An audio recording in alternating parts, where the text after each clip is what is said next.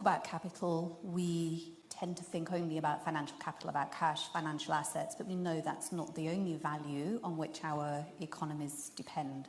We know that every aspect of every part of the economy is fundamentally dependent on nature, as you highlighted.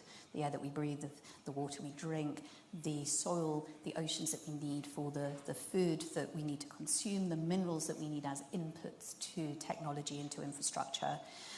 And without these forms of value, these forms of natural capital, we won't have economies. They are the fundamental building blocks of our economies.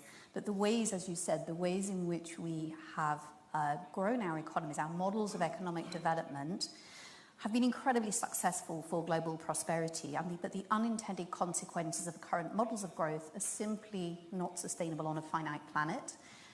The amount of resource that we are drawing into our economies, Earth's resources, and the amount of pollution and waste that we're pumping out, whether that's through greenhouse gas emissions, whether that's sewage into our water, whether it's plastics into the ocean, is beyond the Earth's carrying capacity. And we know that that's leading, as you said, to very significant direct impacts for society, but very significant financial costs for the economy. You can look at that as you have and calculate that at a macro level.